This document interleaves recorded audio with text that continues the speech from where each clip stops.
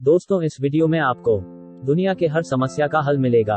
मित्रों, आज तक आपने शायद ही कभी इतनी अच्छी वीडियो देखी होगी जिसे आप देखने जा रहे हैं। तो अपना पूरा ध्यान लगाकर आप इस पूरी वीडियो को अच्छे से देखिए और समझिएगा। चलिए शुरू करते हैं। मैंने श्रीमद् भागवत गीता तब तक नहीं पढ़ी थी जब तक मुझे यह ज्ञान नहीं हुआ कि हम सब आत्माएं हैं और यह जिंदगी हम आत्माओं के लिए एक इम्तिहान है, अपने अंदर से अपने सबसे अच्छे रूप को बाहर निकालने का। और भगवत गीता इस इम्तिहान को पास करने की एक अहम किताब है। भगवत गीता के 18 अध्याय हैं और यह संस्कृत में परमात्मा द्वारा दी गई थी। समय के साथ संस्कृत भाषा रोजमर्रा की जिंदगी से निकल गई और यह ज्ञान मनुष्य से दूर हो गया। समय समय पर भगवत गीता के साधारण अक्षरों में अनुवाद किया गया। इसी कोशिश को आगे बढ़ाते हुए आने वाले कुछ ही मिनटों में भगवत गीता के कुछ अहम हिस्सों को एक आसान रूप में मैं अपने 7 बिलियन भाई बहनों के चरणों में समर्पित कर रहा हूँ।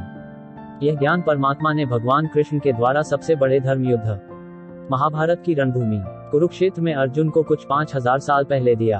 यह वह वक्त था जब धर्म का बार बार उल्लंघन हुआ, परमात्मा का डर मनुष्य से निकल गया।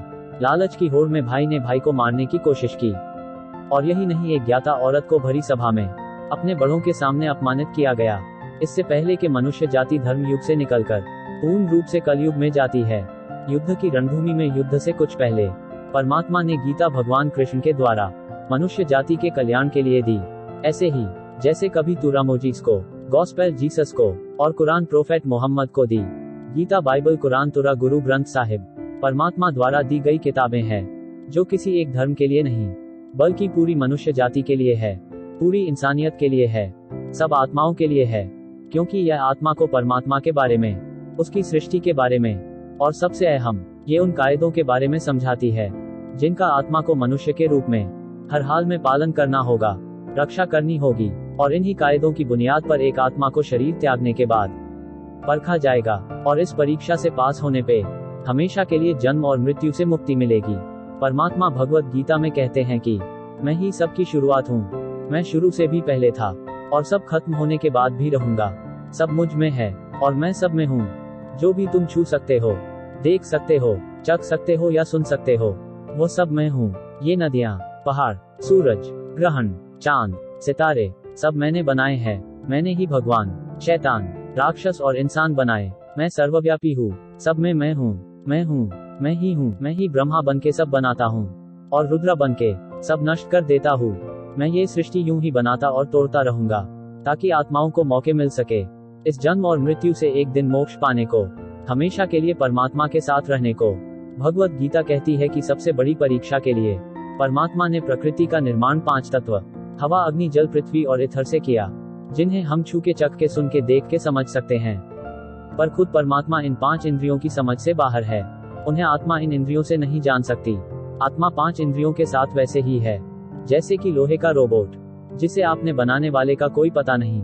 अर्जुन को भी परमात्मा का विराट रूप देखने के लिए भगवान कृष्ण ने दिव्य नेत्र दिए। भगवत गीता समझाती है कि आत्मा अजन्मी है, जिसे कोई मार नहीं सकता, कोई जला नहीं सकता, कोई डूबा नहीं सकता, कोई काट नहीं सकता। लेकिन आत्मा को परमात्मा के साथ हमेशा रहने के लिए इस परीक्षा रूपी जीवन में बैठना ही पड़ेगा। इस परीक्षा के लिए परमात्मा से बिछड़ के आत्मा को पृथ्वी पर किसी न किसी रूप में जन्म लेना पड़ता है और 88 करोड़ योनियों को जीने और भोगने के बाद एक आत्मा को मनुष्य का शरीर और दिमाग मिलता है। इस सबसे बड़ी मर्यादों की परीक्षा में बैठने के लिए हर मनुष्य को इस पूरी परीक्षा के दौरान तरह तरह की अच्छी और बुरी भावनाओं के चक्रव्यूह में अपने ही भाई बहन या मित्रों के साथ डाला जाता है, जिसमें हर आत्मा को अपने अंदर के तामसिक और राजसिक गुणों से निकल के सात्विक जीवन में प्रवेश करने के मौके मिलते हैं। हमारे तामसिक गुण वो है जो हमारे अंदर हीन भावना पैदा करके हमें खुद को उदास और नुकसान पहुंचाते हैं, और हमारे राजसिक गुण हमें ईर्ष्यालु और रूबी बनाकर दूसरों के प्रति नुकसान पहुंचा सकते हैं। इस परीक्षा के दौरान हर आत्माओं को तामसिक और राजसिक गुणों को खत्म करके अपने सात्विक गुणों से परिचित होना पड़ेगा। सात्विक गुण वो है जो आत्मा को अपने आसपास की हर चीज से जोड़े और उन्हें प्यार करना सिखाते हैं। परीक्षा के दौरान हर आत्मा को जीवन के चारों स्तंभ धर्म, अर्थ, काम और मोक्ष का ज्ञान पाकर ही मुक्ति मिलती है। यही वह द्वार है जिन्हें समझ के ही आत्मा परमात्मा को समझ सकती है। पहला द्वार धर्म का है और शेर इसका प्रतीक है। धर्म वही है जो गीता में लिखा हुआ है, वेदों में लिखा हुआ है, गुरु ग्रंथ साहिब, बाइबल या कुरान में लिखा हुआ है। धर्म वही है जो धारण किया हुआ है। जिसे आपका दिल मानता है, जैसे झूठ नहीं बोलना, चोरी नहीं करना, भगवान का निरादर नहीं करना, दूसरों को नुकसान नहीं देना। यही सब धर्म है। और हर आत्मा को अपने जीवन काल में हर समय धर्म का पालन करना होगा और उसकी रक्षा करनी होगी। दूसरा द्वार अर्थ का है और घोड़ा का प्रतीक है। हर आत्मा अपने हर जीवन काल में अपने पृथ्वी पर होने का अर्थ या मूल कारण समझेगी। इस जिंदगी में भोगने वाली चीजें और रिश्तों का आनंद लेगी। अच्छा बेटा या अच्छी बेटी, अच्छा भाई या अच्छी बहन, अच्छा पति या अच्छी पत्नी बनकर हर दुनियावी रिश्ते पर खरी उतरेगी और इस परीक्षा को पास करेगी। तीसरा द्वार काम का है।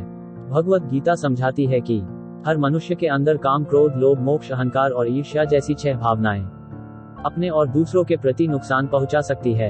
इन भावनाओं को हर मनुष्य को अपने नियंत्रण में रखना होगा, क्योंकि इनके बहाव में किया हुआ कोई भी काम हमारे जीवन भर की परेशानी का कारण बन सकता है। और एक आत्मा संतोष और सादगी से इन भावनाओं पे हमेशा के लिए विजय पा सकती है।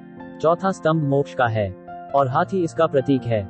इस परीक्षा रूपी जीवन में हर मनुष्य हर समय कुछ इच्छाएं रखता है। कुछ इच्छाएं एक ही जन्म काल में पूरी हो जाती है, पर कुछ अधूरी रह जाती है और उनके पूरा होने के लिए आदमी को फिर से वापस पृथ्वी पर आना पड़ता है।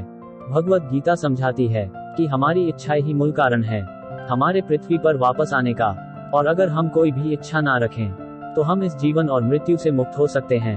यह द्वार माफी का भी है। जिन्होंने आपके साथ बुरा किया उनको माफ करके और जिनसे आपने बुरा किया उनसे माफी मांग के मुक्ति पाई जा सकती है। जब तक आत्माएं इन चारों दरवाजों धर्म, अर्थ, काम और मोक्ष को समझ नहीं लेती, तब तक आत्मा को बार बार इस मनुष्य रूप में आना ही पड़ेगा। परीक्षा का समय खत्म होते ही आत्मा शरीर और अन्य सब वस्तुओं का त्याग कर देती है।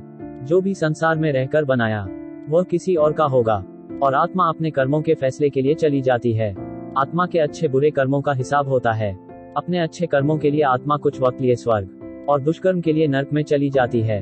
नरक में आत्मा को अपने पापों के अनुकूल सजाएं मिलती है और सजा खत्म होने के बाद आत्मा को फिर से एक नया शरीर और नया दिमाग मिलता है इस परीक्षा में फिर से बैठने के लिए। और हर परीक्षा में वही सब फिर दोहराया जाएगा। जिंदगी के 4 स्तंभ धर्म, अर्थ, काम और मोक्ष को समझने के लिए हर जन्म में अपने कई जन्मों के कर्मों के हिसाब से हर आत्मा को कभी अच्छे और कभी बुरे हालातों से जाना पड़ता है। लेकिन जब तक आत्मा परमात्मा के साथ योग को नहीं समझ लेती, वह मुक्ति नहीं पा सकती। भगवत गीता समझाती है कि मनुष्य अपने शरीर, दिमाग, याद, दिल से भगवान को पा सकता है।